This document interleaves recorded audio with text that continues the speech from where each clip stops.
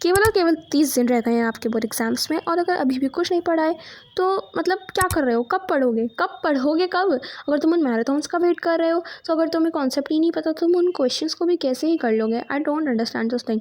सो इसलिए पढ़ना स्टार्ट कर दो। और कैसे पढ़ना है, let me tell you in this video today.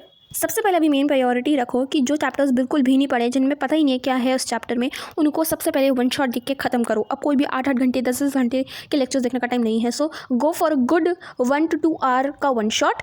Watch it actively देखना है उसको, पैसिवली नहीं। एक्टिवली का मतलब क्या कि वो जब वन शॉट चल रहा है तो पेपर पेन के साथ बैठो और वो जो बता रहे हैं हर 10 मिनट में वीडियो पॉज करके उस नोटबुक पर लिखो कि तुमने पिछले 10 मिनट में आखिर क्या सीखा वन शॉट से। फालतू बात थी सिर्फ, या फिर तुमने कुछ एक्चुअल में कुछ सीखा तुमने उस वन शॉट से, उस पेपर पे वो लिखो। एंड में तुम्हारे खुद एक शॉर्ट नोट्स तैयार हो जाएंगे।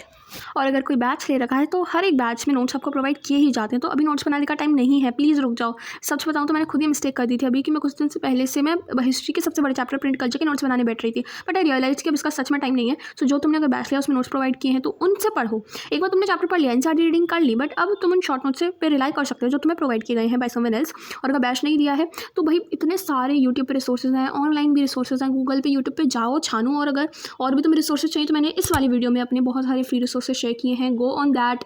मतलब इंटरनेट का यूज़ उठाओ यार, इंटरनेट है तुम्हारे पास एक्सेस तो उसका अच्छे से एडवांटेज लो ना।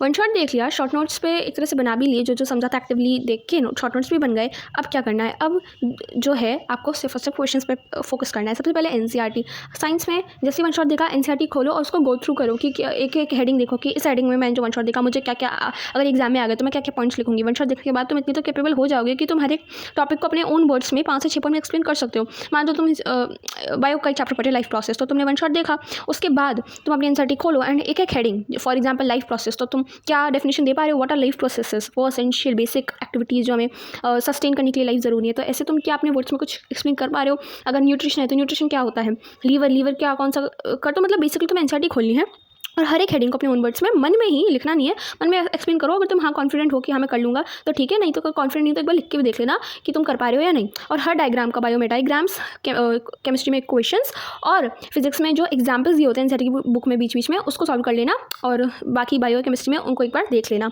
तो साइंस के लिए तुम्हें केवल एनसीईआरटी गो थ्रू करनी है वन शॉट देखने के बाद। मैथ्स में वन शॉट देखने के बाद तुम्हें एनसीईआरटी के एग्जाम्पल्स प्लस एनसीईआरटी करनी है। अगर तुम कोई अच्छा वन शॉट देखोगे, फॉर एग्जाम्पल ऋतिक सर का हो गया, तो तुम्हें एनसीईआरटी करने की भी जरूरत नहीं है।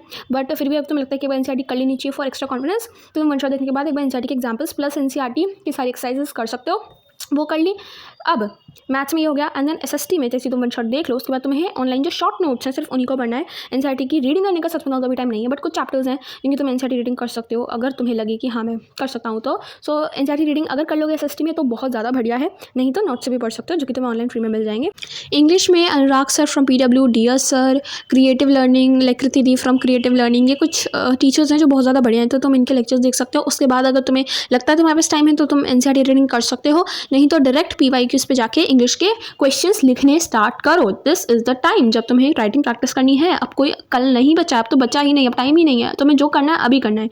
हिंदी के लिए अगेन, हिंदी के लिए हिंदी अध्यापक, मैग्नेट ब्रेन्स की पुराने वीडियोस ये सब हैं, तो तुम इन पे जाके इनसे पढ़ सकते हो। और भी मतलब बहुत समरी वीडियोस वाले जो चैनल है लाइक एजुकेशनल भैया, अर्निंग एजुकेशन, ये सब जो है, तो इन पर तुम्हें बस जाना है, एक बार समझना है कि उस चैप्टर में क्या है। हिंदी की अगर एक बार एनसीईआरटी रीडिंग कर लोगे, मैं सजेस्ट करूँगी तो बहुत ज़्यादा बढ़िया होगा।